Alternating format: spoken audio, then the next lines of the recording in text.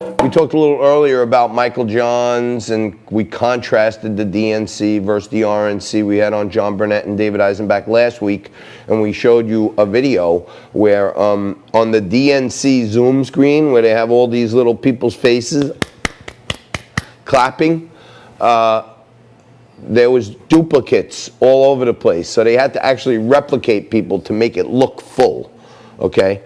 And if you start comparing the two, let's start easy right here, okay?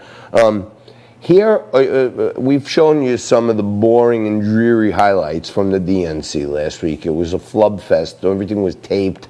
Michelle Obama was allegedly taped like 7 days before the convention, so you know it was just a generic speech.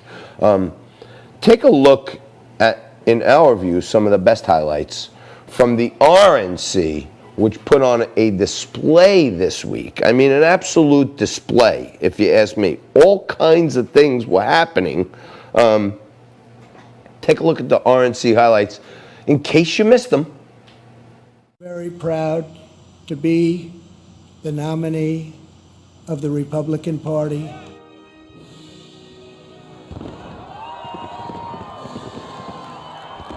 President Trump knows he inherited the first generation of Americans who couldn't promise their children a better life than their own. The party had moved from liberal to radical. This new Democratic Party wasn't just for higher taxes. Now they were for open borders, against our police, and against our God-given rights. At no time before have voters faced a clearer choice between two parties, two visions, two philosophies, or two agendas. The radical left doesn't really want better policing. They don't really care about making the justice system fairer. What they want is no policing. Biden is a Trojan horse for socialism. He's a Trojan horse with Bernie, AOC, Pelosi, Black Lives Matter, and his party's entire left wing. They want to defund the police and take away your Second Amendment rights. They want free health care for illegal immigrants, yet they offer no protection at all for unborn Americans. I recognize that my dad's communication style is not to everyone's taste, and I know that his tweets can feel a bit unfiltered. But the results speak for themselves. He makes promises and he keeps them. He is transparent, and we certainly know what he's thinking. We have already built 300 miles of border wall, and we are adding 10 new miles every single week. The wall will soon be complete. And I say very modestly that I have done more for the African American community than any president since Abraham Lincoln. President Trump rectified the disparities of the 1994 Biden crime bill that disproportionately hurt African Americans.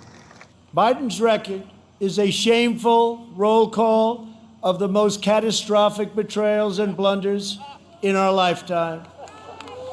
He has spent his entire career on the wrong side of history. We want a society where every child can live in a safe community and go to a great school of their choice.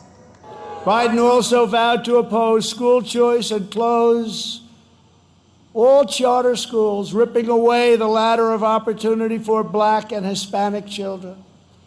And we have deported 20,000 gang members and 500,000 criminal aliens. The goal of cancel culture is to make decent Americans live in fear of being fired, expelled, shamed, humiliated, and driven from society as we know it. America will land the first woman on the moon, and the United States will be the first nation to plant its beautiful flag on Mars. You are the reason he is going to keep fighting for 4 more years.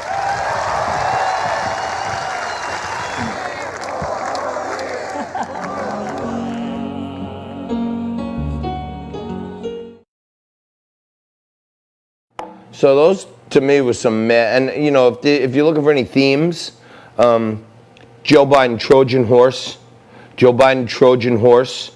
I've been saying Kamala Harris is nothing but a vessel for the Clintonistas and the Clinton cartel folks and the Obamaites. to fill her up with all their progressive crap so they can rip off our country some more. And Joe Biden is just a Trojan horse they're trying to wheel through the gates, and then AOC and the squad and the Green New Deal and $4 trillion in taxes are going to come flying out of that Trojan horse, and then we are going to be screwed.